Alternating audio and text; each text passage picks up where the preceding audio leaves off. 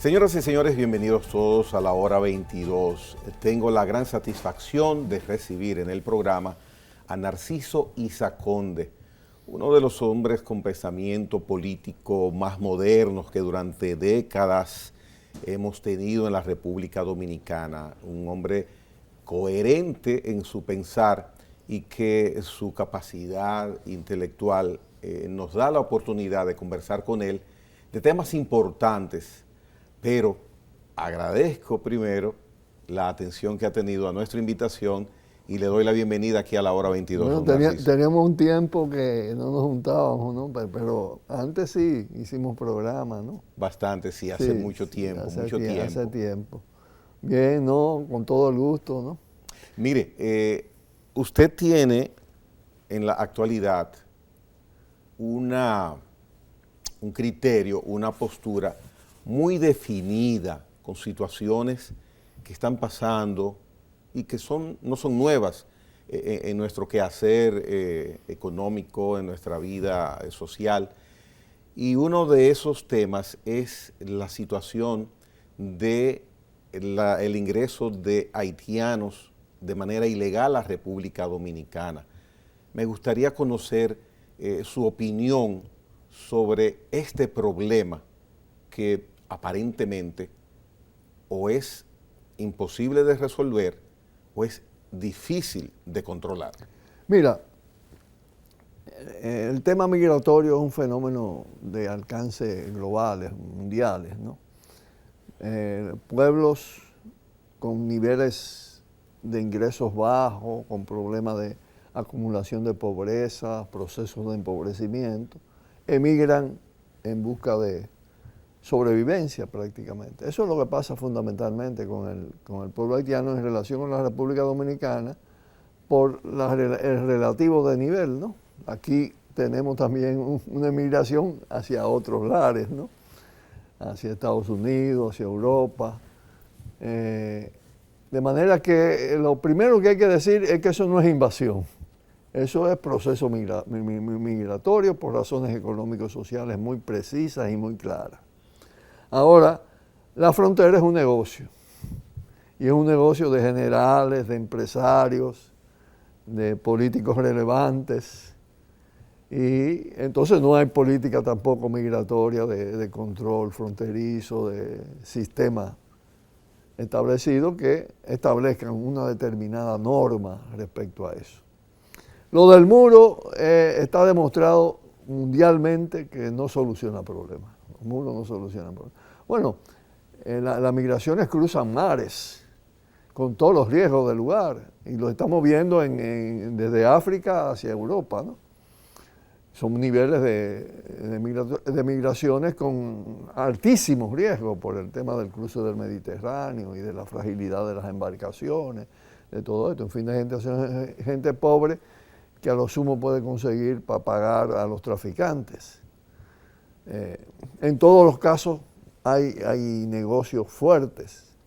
Aquí hay una doble moral, además, una doble moral de gobierno, de Estado y de los grandes empresarios, que te hacen una política racista anti-haitiana, pero que son propiciadores de la emigración indocumentada. Yo creo que en el mundo no puede haber seres ilegales. La tierra es para los seres humanos. Las fronteras se establecieron a partir de determinados intereses, pero se les llama ilegales para criminalizarlos. Fundamentalmente personas que emigran sin documentos, básicamente. Entonces, aquí se ha desarrollado con mucha fuerza desde el proceso de nuestra independencia, se ha desarrollado una concepción que coloca el tema a Haití, lo coloca como enemigo y como factor antisoberanía dominicana. Haití fue el primer país de nuestra América que se liberó y que hizo una revolución antiesclavista negra y que contribuyó es decir, cuando las fuerzas revolucionarias haitianas de la revolución haitiana entran a la República Dominicana no existía. era un territorio anexado a España. Y Haití lo que hace es contribuir a la independencia de la República Dominicana y a la liberación de la esclavitud. Pero me gustaría Pero ¿qué pasa? La cultura dominante es una cultura de superioridad blanca, de carácter racista, hispanófila. Los historiadores han sembrado esa idea progresivamente. Ha sido tomada también por los grandes medios de comunicación, por las estructuras políticas fundamentales del país, por el gran empresariado, por todo esto, y lo que han sembrado es odio frente a Haití. Es un odio de carácter racista. Mire, con ese tema puede haber de todo, como bien usted esboza y ha esbozado aspectos inherentes a quienes manejan y se benefician de esa situación. Ahora, para estar debidamente edificado, porque es importante lo que usted opine con el criterio sociológico que usted tiene de las situaciones, el hecho, la realidad de que sea una cantidad creciente durante años, de esos vecinos, de esos nacionales, sin que tenga que ver nada con xenofobia, la realidad de inmigrantes, porque son ilegales, igual que muchos venezolanos están ilegales. ¿A usted lo ve como una preocupación? ¿Cómo usted califica ese hecho? Yo te diría que están indocumentados, porque el término ilegal coloca... Indocumentados. Lo que no quiero es distorsionar la atención. No.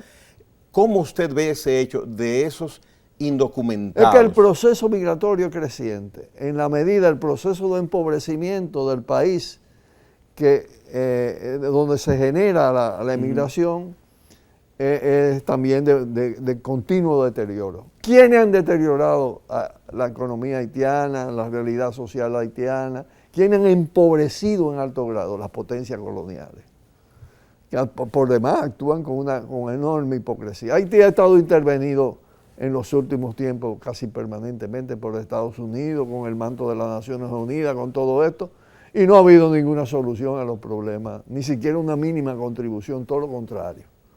Hay una lógica imperialista de control de territorio. Haití es un territorio con mucha riqueza en el subsuelo, tiene litio, tiene titanio, aquí hay titanio. ¿Y hay evidencia de eso, don Narciso? Sí, hay como que sí hay evidencia de eso, y hay una política en el marco de Estados Unidos como potencia decadente, como potencia declinante, en un sistema imperialista en crisis, evidentemente, en crisis además por los déficits enormes de minerales estratégicos, de fuentes de agua, de fuentes de energía, que entonces actúa sobre otros territorios, con la política de intervención militar, con la declaración a nivel mundial de la guerra global infinita, que lo que persigue fundamentalmente es controlar territorios y riqueza. Y en el caso haitiano eso es evidente, como lo es en el caso dominicano con otras modalidades. Pero en el caso haitiano está aplicada una concepción del poder imperial de lo que se llama el control del caos. Es decir, meter a un país en el caos y controlar ese caos sin importarle absolutamente el deterioro que se va produciendo. Por ejemplo, tú tienes el caso de las bandas haitianas, pero las bandas haitianas todas se han nutrido de armamento que viene de Estados Unidos.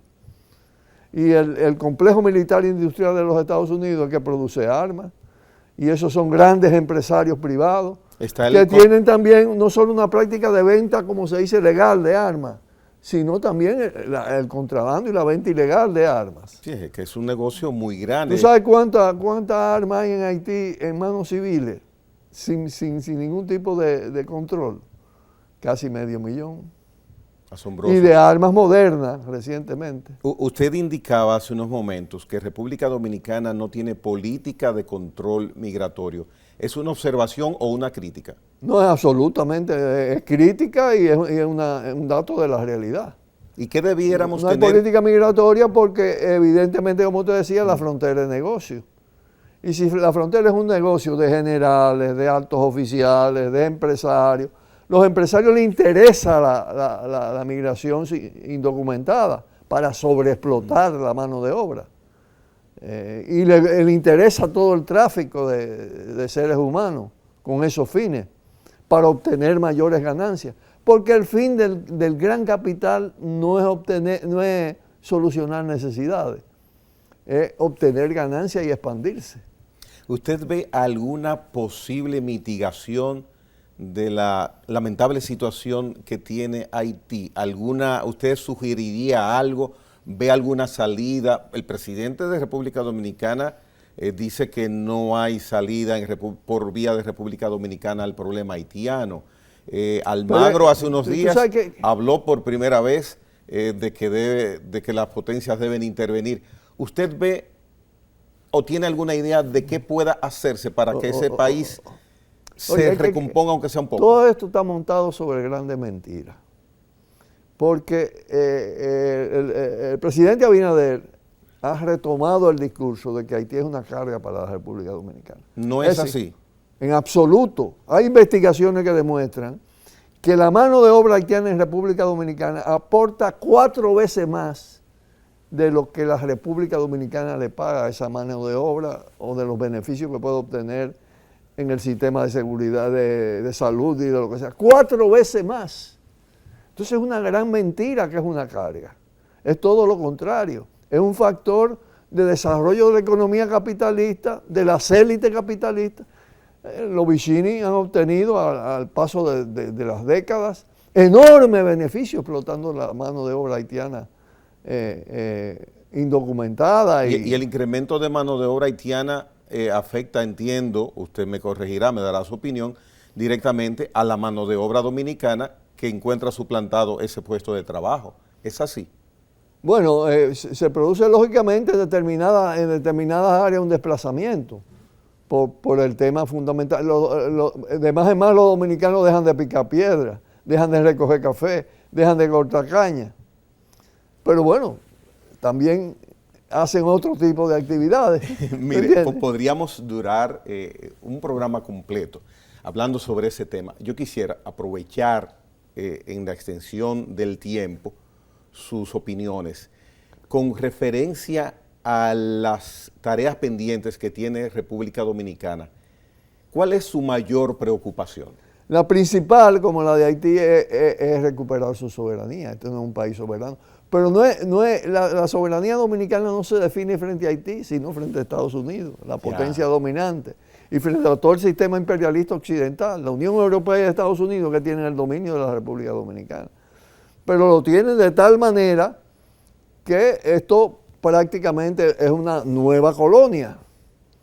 A los propios presidentes les digo que no son presidentes nada, son gobernadores de colonia, totalmente sometidos a los dictámenes militares del Comando Sur, a todas las políticas neoliberales que emanan de los centros imperialistas. Aquí cada vez se endurece más la política neoliberal, el proceso de apropiación del patrimonio de la República, el patrimonio público y el patrimonio natural del país, progresivamente a través de las alianzas público-privadas, a través de los fideicomisos. Es decir, ahora incluso se ha intensificado ese proceso de colonización y de recolonización. Este es un país donde el puerto de Manzanillo ha sido entregado al Comando Sur y a la USAID, un puerto estratégico de cara al Caribe, de cara pegado a Haití, cerca de Cuba, cerca de Centroamérica, cerca de Venezuela, todo porque se está respondiendo a la estrategia militar de Estados Unidos de dominación. Entonces, cuando yo escucho cada presidente que me ha gobernado decir que Estados Unidos es aliado nuestro, no hay reciprocidad entonces en esa alianza, si él es mi aliado, o no es una alianza tal. El que domina no puede ser un aliado.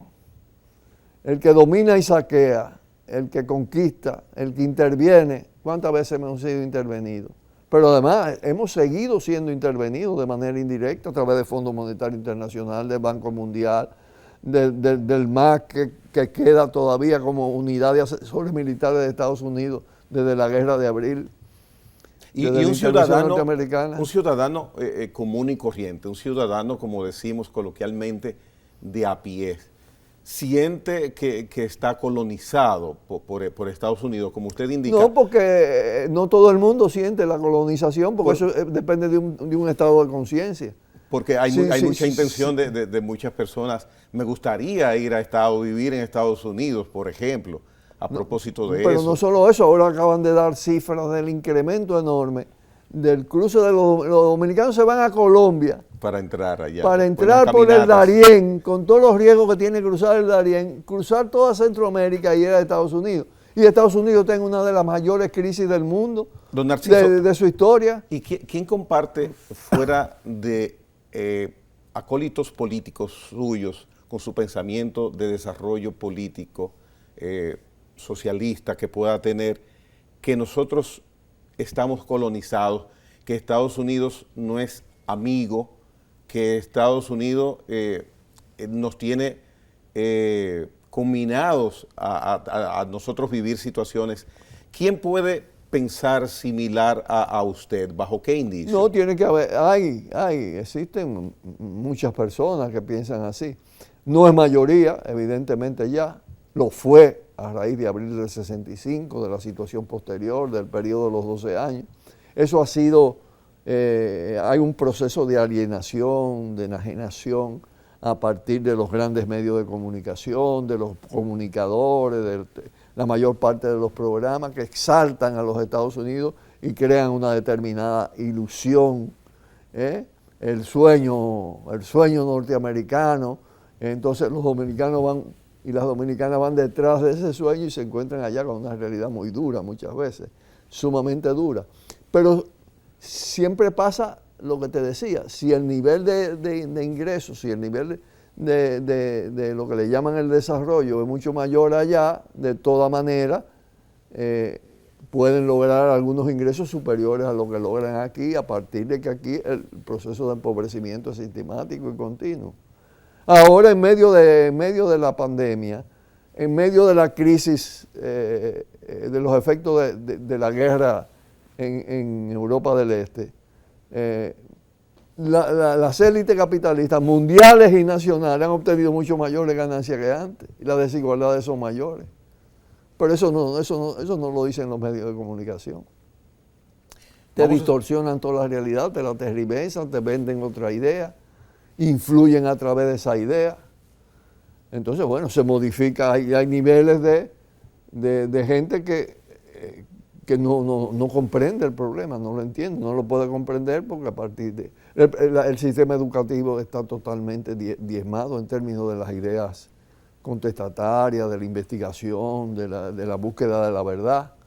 ¿Entiendes? Y nuestro sistema de partidos políticos, que tenemos muchos en cantidad acá, tenemos un sistema de partidos políticos que puede ver con claridad situaciones positivas hacia nuestro desarrollo como nación.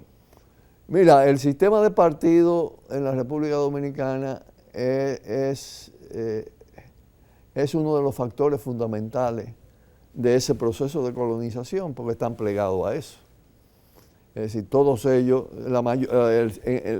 los que dominan el sistema de partidos. Además, ese sistema de partidos, a partir de su ejercicio de Estado, se ha convertido en una partidocracia, y en una partidocracia además corrompida, con élites que se reproducen constantemente, no solo a través de procesos de conversión de dirigentes políticos vía corrupción en capitalistas, sino también ya convertido en capitalistas ejerciendo políticas de explotación. Tú tienes aquí que los empresarios se convierten en políticos para ir directamente a controlar las funciones ejecutivas del Estado, y los políticos se convierten en empresarios ambos por la vía de la corrupción, porque al fin de cuentas entre la partidocracia y la plutocracia, que es el poder del dinero, que es el poder del capital, de la oligarquía, hay una confabulación. Es decir, que tú ves, por ejemplo, Vicini, Bonetti, Rainieri, todo eso flotando con contratos, con exenciones, con tolerancia de evasiones de impuestos, en todos los gobiernos, en todos, absolutamente todos. Incluso metidos en la corrupción, Porque ahora aparecen los nombres, Macarrulla, el otro, José Miguel Bonetti. Te estamos hablando de los grupos más poderosos del país, ¿no? Y ni hablar a nivel de partidocracia, son mafias. Lo que han generado esos partidos políticos son mafias. Entonces, todo eso ha contado de múltiples formas con la bendición de Estados Unidos, que por momentos, cuando se acumula demasiado el tema de la degradación, exhiben entonces una pose anticorrupción, coyuntural, momentánea. Como hacer una llamada telefónica. Sí, claro. Exacto, es decir, ellos se dieron cuenta, por ejemplo, que era peligroso para la estabilidad de su sistema la reelección de Danilo Medina y la resolvieron con una llamada de Pompeo. ¿No entiendes? Con una llamada de Pompeo resolvieron ese tema. Y dijeron, no, el que va es este ahora. Y este la está haciendo para ellos muy bien. ¿Usted vio de manera positiva en su momento esa llamada? ¿Cómo va a ser? No. ¿Cómo va a ser? Pues yo sabía la consecuencia que tenía eso. No fue gratis. Yo sabía, claro que no. Ahí está todo el tema del puerto de Manzanillo, de los acuerdos con el Comando Sur, de la USAID cada vez interviniendo más en todo el tema de lo que llaman reforma del Estado. Está en manos la Policía Nacional de ellos, todo eso. Mire, vamos a hacer una pausa, don Narciso, y vamos a hablar, le voy a hacer una pregunta sobre economía, iniciando el próximo segmento, y luego continuaremos hablando de política. Narciso Izaconde, hoy día en la hora 22, venimos en breve.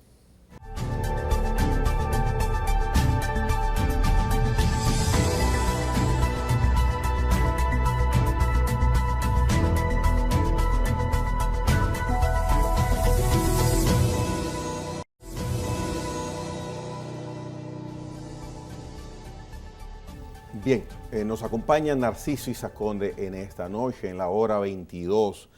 Hemos visto que durante muchos años República Dominicana ha tenido unos niveles de crecimiento macroeconómico positivos, salvo en el año 2020, el año más cruento de la pandemia, los índices de crecimiento han sido positivos. Inclusive este año se espera crecimiento económico, igual que 2021. ¿Usted ve ese manejo de la economía dominicana? ¿En qué aspecto una imagen, una señal de desarrollo del pueblo dominicano? Mira, dando por cierto los niveles de crecimiento económico de que habla el Banco Central, que no son tales, o sea, en ese nivel, la economía ha crecido ciertamente, y en términos relativos respecto a otros países. Pero aquí se está practicando fórmulas de cálculos económicos desde el Banco Central que enmascaran las cifras, que son parte también de la propaganda, de la mercadología del gobierno, de los gobiernos en sentido general. Y en eso ha jugado un papel tremendo Valdés Albizu. Es decir, maquillan las cifras. Pero independientemente de ese tema, es mucho más culpable el que en que manejando una economía con crecimiento económico existan los niveles de desigualdad que existen en el país. Y los grandes problemas de carácter económico-social. Parece que es imposible corregir eso. Este es un país con un déficit de vivienda de casi 1.200.000. Y no baja. Y no baja, sube, por el contrario. Este es un país con los más altos índices en materia de mortalidad materna, de mortalidad infantil. La situación de salud de la República Dominicana es tremendamente triste, ¿no? ¿Y usted achaca eso a falta de recursos o eficiencia? No, es que el modelo está montado para eso, para que el crecimiento se lo chupen los de arriba. Esos son los que se benefician. ¿Quién es el que crece? Crecen los grandes grupos económicos, crecen los que te controlan el sector turístico, crecen los monopolios que te manejan crecen los grandes importadores. Pero el resto de la sociedad, cuando tú ves la distancia entre el salario, aquí hay 14 salarios mínimos y hay salario mínimo de 4,000 pesos y la canasta familiar tiene un costo ahora mismo de más de 40,000. Entonces, ¿cómo tú explicas que existiendo un crecimiento así, exista estos niveles de penuria, de sacrificio, de necesidades de la gente? Ahí viene la lógica de que yo te decía, es que el capitalismo no está hecho para satisfacer necesidades, sino para obtener enormes ganancias. Y lo otro es que este es un crecimiento frágil, porque está basado fundamentalmente en factores como las remesas del exterior. Una crisis en Estados Unidos que está despuntando cada vez más hacia el 2023, te va a afectar eso seriamente. Está planteado el tema, aquí esta es una economía inyectada por el dinero del narcotráfico en alto grado. Entonces todo eso te implica un proceso de corrupción de la sociedad. ¿Y dónde inyecta el narcotráfico la economía a alto nivel, como usted dice? No, una de las principales fuentes del sistema financiero mundial es el lavado de dinero que viene del narco. Eso está demostrado en los bancos de negocios de los Estados Unidos y pasa en los bancos de aquí. Todo eso está enmascarado, pero aparte de esto, ellos lavan el dinero en múltiples negocios. ¿Cuánto car wash, cuánto dealer no están metidos? ¿Cuántos restaurantes no se han montado? Las grandes edificaciones, ¿cuántas torres no son dinero del lavado del narcotráfico? O del lavado de la corrupción, otros. Es decir, en fin de cuentas, del dinero del lavado. Todo eso tiene una implicación. Todo este deterioro ético-moral que hay en la sociedad dominicana tiene que ver con todo eso, y eso tiene un costo terrible, enorme. Los grados de inseguridad. Usted sabe cómo vive la gente actualmente en los barrios populares alrededor del tema de que permanentemente pueden ser atracados, su vida en riesgo permanentemente. La policía es un mecanismo de extorsión, es una policía corrupta, asesina. Y eso no mejora, eso es cada vez peor. Entonces te dicen, la vamos a reformar, pero la van a reformar con la asesoría de los carabineros chilenos, que es una policía criminal, con la asesoría de la Policía Nacional Colombiana. Y hay que ver lo que está saliendo a flote en Colombia alrededor después del cambio de gobierno. Entonces, son cosas que tú dices realmente alarmantes. Pero aparte de esto, este es el país que tiene las cifras récord de niñas embarazadas en el mundo. Las cifras récord de accidentes de tránsito. Hay un nivel de deterioro de la sociedad dominicana. En el marco de ese crecimiento, que te lo quieren presentar como prácticamente la propaganda que se hace, que este es un país del primer mundo, ¿no? Que es un país de alto nivel de desarrollo, que es el país más floreciente del continente. Es una gran mentira. Nada más hay que salir, vaya a la orilla de los Amas, vaya a los barrios populares de la Firebase, vaya a los campos para que ustedes vean lo que está pasando en la República Dominicana. Una gran parte de la industria son industrias de ensamblaje, hasta la del alimento. Hace tiempo que el tema de la dependencia de alimenticia es muy alto, porque el tema no es que tal producto se produce aquí en esta fábrica, pero ¿y el componente importado que tiene ese producto? Como pasa también con todo el tema del turismo. ¿Cuánto se va para el exterior con los operadores turísticos? Entonces hay mucha ficción en todo esto y mucha fragilidad, porque además tú no puedes mantener un crecimiento per se a base de una economía de servicio. El turismo es servicio, eso no es industria ni nada de eso. El turismo, con una conmoción, con un levantamiento social que se producen frecuentemente mucho, y aquí se han producido en otras oportunidades, se va al carajo. O una pandemia. Con una pandemia se va al carajo. Es decir, son cosas muy frágiles las que determinan el proceso de crecimiento de la economía dominicana. Y no hay manera de establecer otro medio de desarrollo por la dominación externa. El tema minero, el tema ambiental. Este es un país con una crisis de agua ya. Cuando tú analizas las fuentes de agua y cómo están diezmadas en la República Dominicana, hay una crisis de agua, hay una crisis ambiental, hay un proceso de deterioro de las cuencas de los ríos a partir del saqueo de los areneros, tolerado totalmente, de las costas con los manglares. Ahora mismo acaba de estar diciendo Juan Yadó que ya el turismo no necesita las exenciones y los incentivos.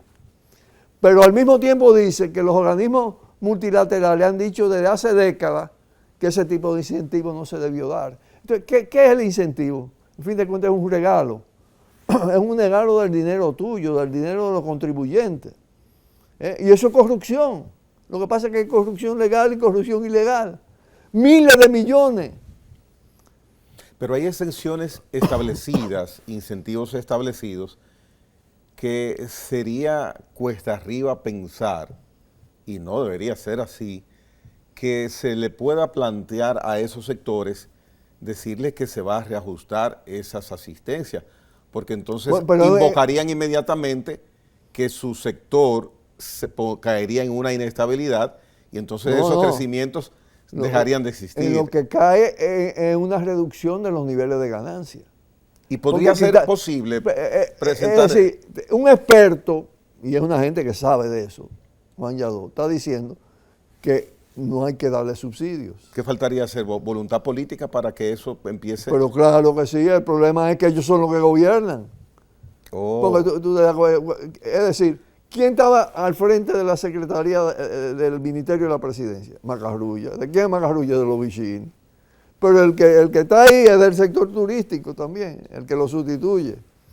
Es decir, el Ministerio de Hacienda, ¿en manos de quién está? Está de Jochi Vicente. Jochi Vicente es un hombre vinculado al Grupo Bonetti. Entonces, la cantidad de empresarios ocupando posiciones, bueno, el presidente al mismo tiempo un presidente capitalista, es decir, empresario. Pero el presidente manifiesta en innumerables ocasiones su intención, primero, de que se combata al máximo lo que son actos de corrupción y segundo, de mejorar el bienestar de los que menos tienen. No todos los actos de corrupción, porque la corrupción empresarial en grande no está tocada. Los principales aliados de Luis Abinader, ¿quiénes son a nivel empresarial? Los Vicini. Los Vicini estafaron a Fomper con 12.000 a 16.000 millones de pesos, una estafa comprobada. Nosotros la publicamos con todos los detalles, con un proceso abierto judicial. ¿Y qué ha pasado con ese la AE estafó a Fomper, en absoluto. El caso de Antena Latina, que yo lo he llevado, está entregado todo el expediente y no actúan contra los Bonetti. Esos los Bonetti y el llamado al fantasma, Ángel Remigio González, quien a su vez es un empresario cuestionado en múltiples países de América. La esposa es prófuga ahora mismo, un estafador. Se ha apropiado de las propiedades de Antena Latina, favoreciendo a los Bonetti con un acto de compra fraudulenta. Pero está el caso de Sanssouci, una de las estafas más grandes de la historia republicana. Parte de la ciudad colonial, los humedales de los Sama, todo el tema de la Marina, concedido prácticamente gratuitamente. El Congreso no refrendó eso. El Congreso no. Pero el Congreso refrenda cualquier cosa. Eso es una pandilla de riferos, de narcotraficantes, de políticos corruptos, sobornables. ¿Tú entiendes?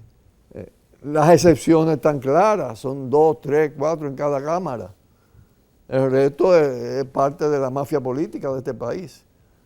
Porque no se trata solo de un tema del poder ejecutivo, del presidente del presidente. Es un problema sistémico, un problema estructural. Es un problema en que la cúpula empresarial está metida en todo eso. Entonces, tú dices, hay cantidad de vacas sagradas y el lionelismo. Vamos a ponerlo así. no ha sido tocado, pero Leonel tiene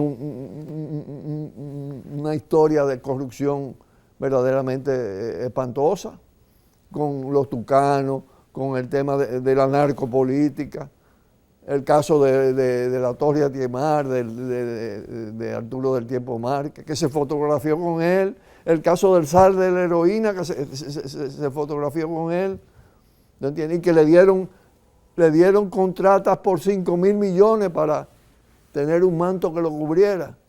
Y está extraditado a Estados Unidos, todos los datos los tiene Estados Unidos allá. Y no hay acción sobre sus conexiones aquí en República Dominicana. Entonces, hay una cantidad, es decir, está el caso de Miguel Gutiérrez, el diputado de Santiago, que fue apresado en Miami, vinculado a la cúpula del PLD y a la cúpula del PRM después. Y ahí están las fotografías con Luis Abinader, con los principales dirigentes del PLD en Santiago, del PRM en Santiago. Y están las fotos del propio Leonel Fernández con los López Pilarte. Y ese proceso no avanza. Entonces hay vacas sagradas, hay intocables. Pero además, cuando tú colocas empresarios en posiciones clave, que a su vez están vinculados a grupos económicos con negocios del sector, como es el caso de David Collado en el turismo, vinculado al Jobonetti, tú estás facilitando el tráfico de influencia. Hasta el propio presidente con el tema del turismo.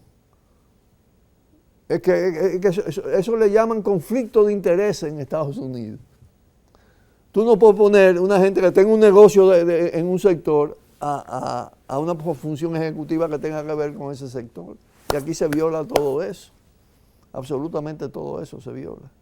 Entonces estamos frente a un cuadro. Claro, hay un accionar anticorrupción desde la Procuraduría. Hay una procuradora que es realmente independiente. No quiere decir toda la Procuraduría, porque ahí hay muchos engranajes, ¿no? Evidentemente, todo el cuerpo de investigación y de prevención, PEPCA, Procuradora Adjunta para la Persecución, están concentrados sobre todo en casos que tienen que ver con el gobierno anterior. Porque todas esas operaciones, la Medusa, la Operación Coral, todo eso tienen que ver sobre todo con esto. El grueso de la acción está dirigida contra el danilismo. Leonel protegido, grandes empresarios protegidos. Y cuando tú vas a el generalato de este país y los ex jefes de la policía, lo que han hecho, cómo se han enriquecido, cómo han cometido crímenes horrendos con todas las ejecuciones extrajudiciales, y están totalmente impunes. ¿Y qué sucede? Que no me vengan a mí con el cuento de que este es un gobierno de acción consecuente contra el tema de corrupción. ¿Qué sucede, don Narciso, cuando hay, por ejemplo, un tema que pueda presentarse como evidente, que ha habido abuso de poder o que ha habido corrupción, en el cual no se active la acción pública? Entonces queda impune, porque, por ejemplo, hay casos ahora judicializados, pero el Ministerio Público actuó y presentó por vía de sus representantes ante un tribunal las evidencias que ellos consideran ameritan que puede ir a juicio. Pero cuando suceden casos que nadie, ni la sociedad, ni el representante de la sociedad, ni los partidos políticos actúan e inician un proceso judicial, entonces la justicia no puede actuar. Mira, lo primero es lo siguiente. El que ocupa la función gubernamental tiene fuentes de información sumamente cuantiosas y valiosas para instrumentar expedientes. Aquí nada más se ha instrumentado en este gobierno un solo expediente desde el Estado. 2, el de la lotería y el que hicieron la sede. El resto de los expedientes es iniciativa de la Procuraduría General de la República. El resto de los expedientes es así. Si el Estado, con toda la fuente de inteligencia que tiene con eso, no se vuelca sobre ese tema y aporta toda la información de archivo que hay, queda muy parcial la acción Eso es una. Lo otro es lo siguiente. La Procuraduría y la Procuradora en particular son una especie de isla, porque el Ministerio Público es otra cosa. Bueno, ahora acaba de suceder un caso, con el caso este del actor, de Andrés Castillo, que lo exculpan, Sí. lo descargan. Sí. De un caso evidente, porque fue un acoso, que está grabado. Más que un acoso es eso. Es una ¿cómo diría? Todo una trama, todo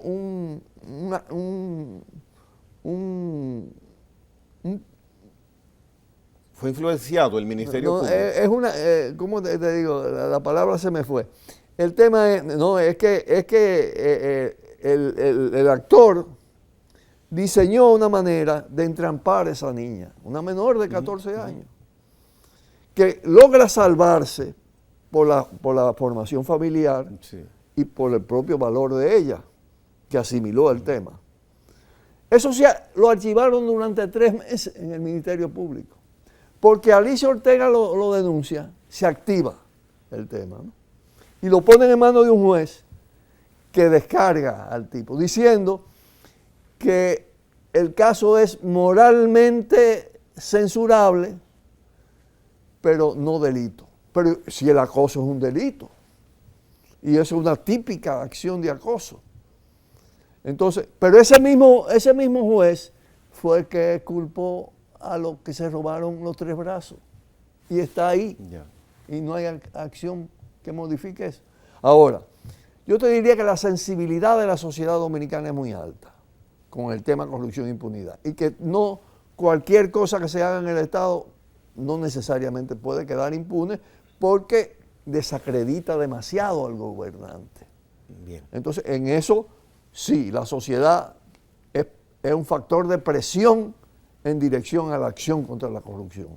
Muy bien, entendido. Venimos al segmento final con don Narciso Izaconde en unos instantes.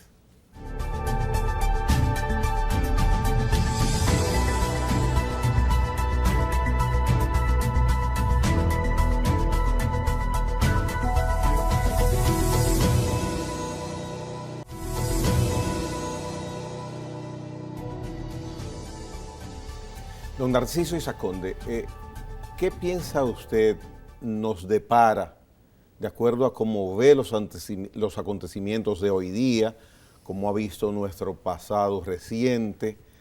¿Piensa que lo que estamos construyendo hoy puede morigerar falencias que hemos tenido en el pasado? No, este cuadro tiende a agravarse. ¿En cuál aspecto? A extenderse en todos los diferentes, en el proceso de degradación ético-moral en la sociedad, en los procesos de profundización de las desigualdades sociales, en la propia dinámica económica, porque está desatado un proceso de carestía. El proceso de carestía implica como si tú le pusieras más impuestos a los pobres, el empobrecimiento tiende a ser mayor, el endeudamiento externo es altamente peligroso tal y como está, en los niveles en que está, está comprometido mucho más del 50% del Producto Bruto Interno en deuda externa. El país está intervenido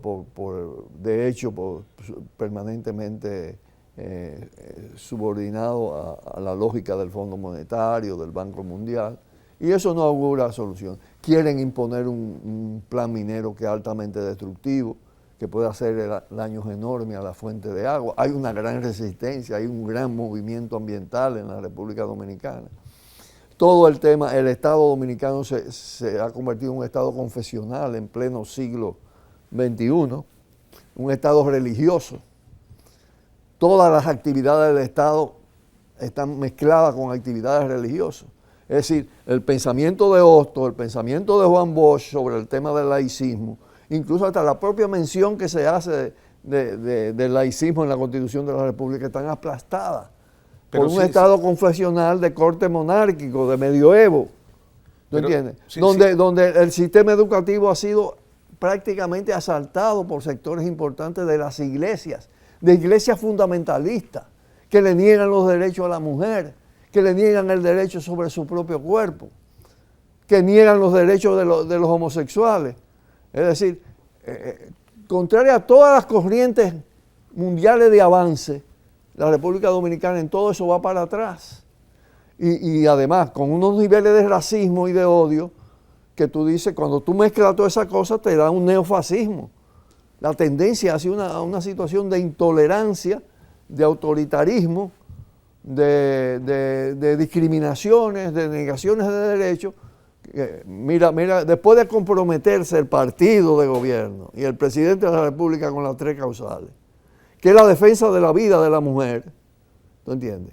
Y de la felicidad muchas veces de un hogar, porque son en 3 casos. En el caso de que la vida de la mujer, de la embarazada, coja peligro de la madre. En el caso de que sea un incesto, o una violación, ¿Tú te imaginas lo que es tú tener un hijo de una violación, una mujer?